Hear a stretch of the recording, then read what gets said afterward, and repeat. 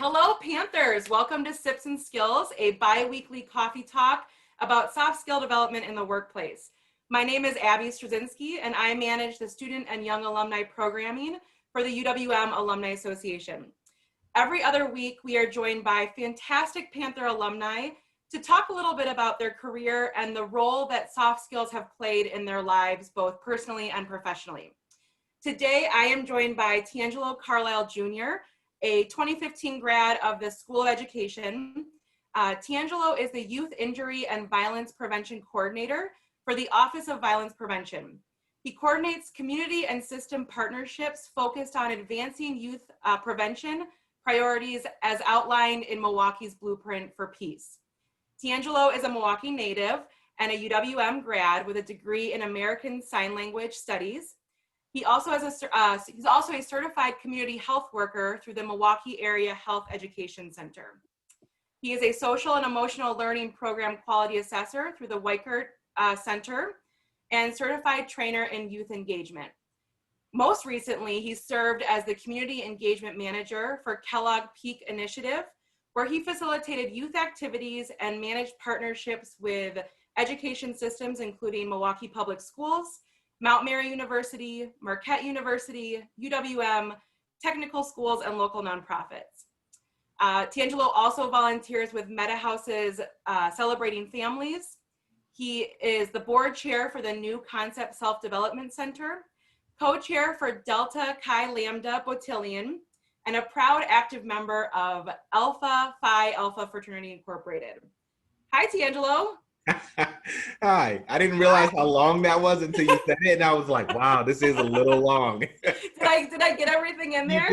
You did. Awesome. The only thing was my last name is Cargile. That's the oh only my gosh, thing Cargile. I'm so sorry. Everything else was perfect. I was very TeAngelo impressed. Cargile Jr. Welcome. Yes, there you go. Your experience is so exciting, and I'm really excited to talk to you specifically today about effective communication and teamwork and the roles those soft skills have played in your career development, your personal development. So because this is our coffee talk conversation, I always like to ask, what are you sipping on this morning? So my wife made me a green smoothie. So a whole bunch of grapefruits, green veggies. I think this one has kale in it. I'm not 100% sure, but yeah, it's really good. I feel really clean this morning. Good. It looks delicious, and you got to keep that immunity boosted during these COVID times, right? Definitely.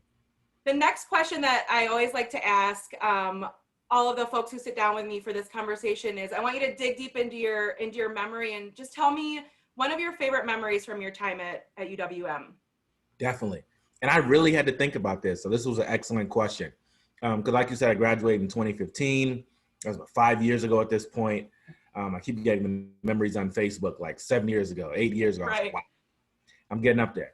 But the memory that I have was I had the privilege to be on the Signing Student Association. And we had the opportunity, as many UWM students do, to apply for a school grant to bring someone to UWM.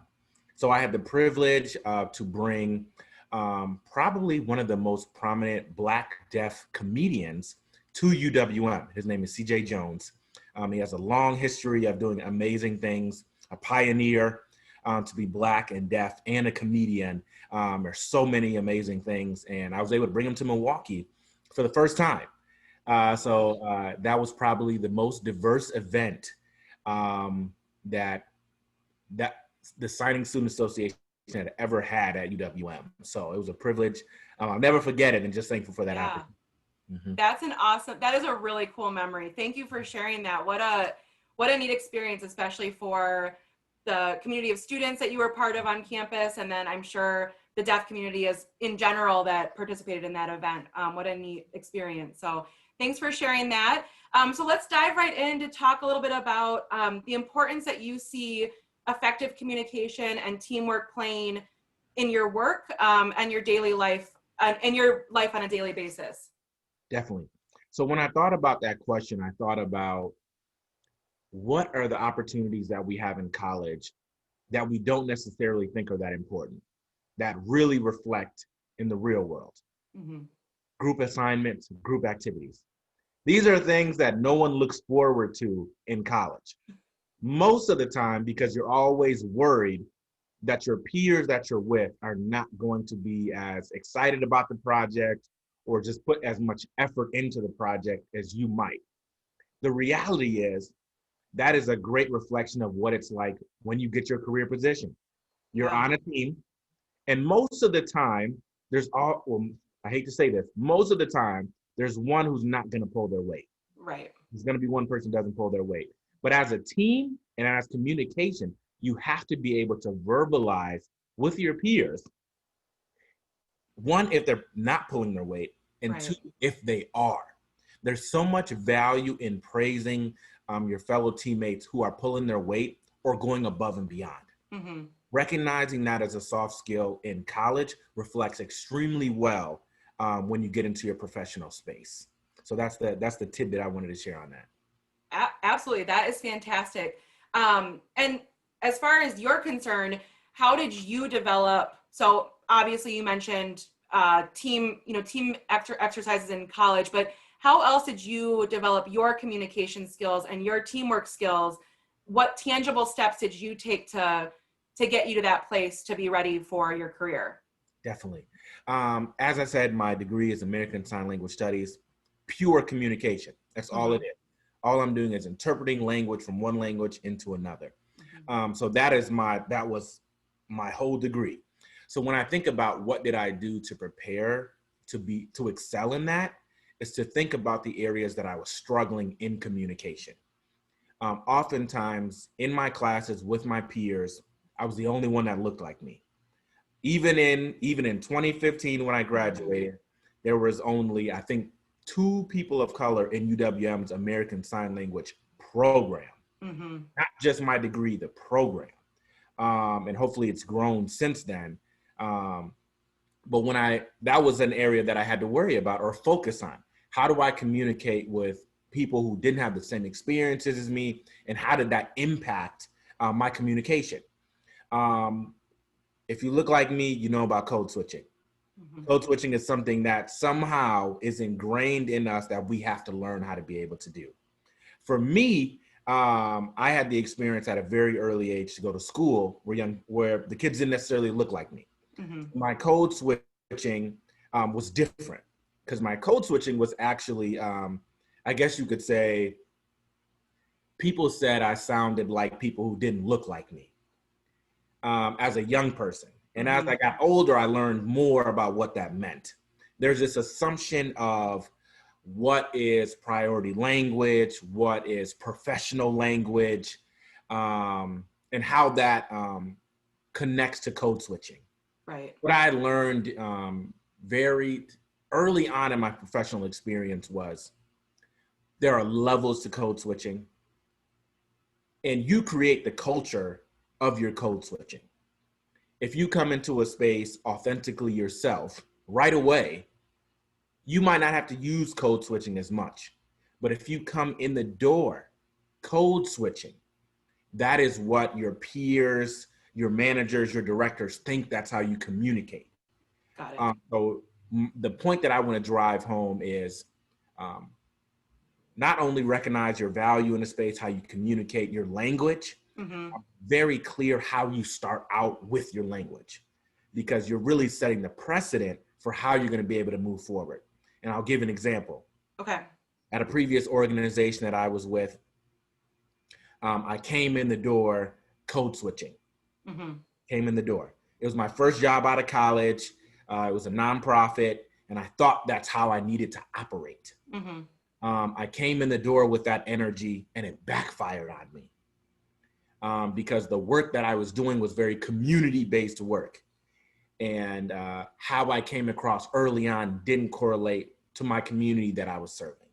Okay. I had to code switch everywhere, and that was not the reality. Right. Being the authentic person that I was outside of the workforce was who I should have been within the workforce. And that was something that I learned and developed that I went into my next position. There was no code switching. Mm-hmm. I was how I spoke was how I was every day.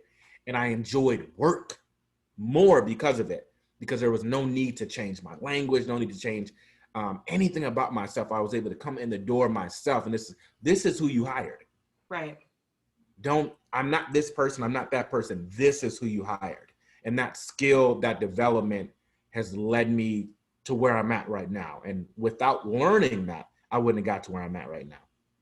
So in addition to communication, it's authentic communication, communicating authentically as who you are based on your experience, based on who you are authentically. Okay. Show up yourself. Yeah. Thank you for sharing that experience. And leading into that, or from that question, what recommendations do you have for young people to develop these skills? So in addition to paying close attention to those, instead of hating on those group projects, like really embrace them and lean into them because they're really important. That's where you're really gonna gain so much communication and team working skills. Being authentic, but what other ways can young people really develop this communication skill as well as teamwork skills as they're navigating college and getting ready to graduate? Definitely. Observations are so valuable. If you're someone who watches people, you learn a lot when you watch people. Mm-hmm. So recognize that as a value and as a skill set. I'm able to observe my environment, observe my peers as them being their authentic self, and recognize how you fit into that. If they're being their authentic self and you see that right away, that gives you comfort, a safe space to also do the same. And as you observe, if you feel like people are not doing that, you create that space. You open that door and say, this is how I am all the time. Mm-hmm. I want you to be that way too. And when someone's not being that and you say that, it's like a light bulb goes on there. They're like, oh, wow, you want me to be myself? Thank you. And now you've created such a space for true growth, true communication. Empower other people to be who you are, because that's how you're acting. Make sure they're given the space to do the same. And there's so much value in that. Yeah. So much value in authenticity, for sure. I mean, I think that's, in my time out of college, that is probably one of the biggest lessons I've learned, is to be authentically me. And it's a huge lesson. And I think a lot of young people are afraid of that. We're all kind of, all trying to be something maybe that we're not, trying to fit into some mold that society tells us we're supposed to. So that is really, really good advice. I really appreciate that. If young people, if students want to learn more about the work that you do, whether it's at the Office of Violence Prevention or the amazing work that you do outside of your job, is there a way that they can reach you? Are you on LinkedIn, or how can students reach out to you if they're interested in learning more about your experience? Yeah, if you want to reach out to me directly, feel free to go to LinkedIn. I'm glad you pointed that out. And that's a great thing, LinkedIn. Mm-hmm. You can really give out your LinkedIn information to anybody. It's not Facebook, it's not your Instagram, It's not your Twitter. It's literally the space where you're like professionally. You're professional. Exactly. It's a space where you're supposed to be professional all the time. So always give out your LinkedIn. You can look me up by my real name, TeAngelo Cargile Jr. If you're interested in the work that I do at the health department, go to Facebook and like us at the Office of Violence Prevention. What else? If you want to be someone, if you're looking for opportunities to serve, look up Meta House. They're a great space. Great organization serving women with kids who are going through addiction. So it's just a great organization, truly serving our community. So, and they always need more volunteers. So I'll give that. Awesome. Fantastic. Thank you so much, TeAngelo. So sorry for messing up your name on our first go around. Thank you so much for joining me today. It's a really great, important conversation. To our viewers, thank you for joining us. Come back in 2 weeks. We'll have another Sips and Skills alumni conversation. You can find these recordings on all of our social media, so LinkedIn, Facebook, and Instagram. You can also find archives of the video on our website. So that's alumni.uwm.edu/Sips and Skills. Hop over to social media and like or comment on one of these videos. I'll be doing some drawings throughout the semester for gift cards to Stone Creek Coffee. So like or comment for a chance to win. Have a great day and go Panthers. All right.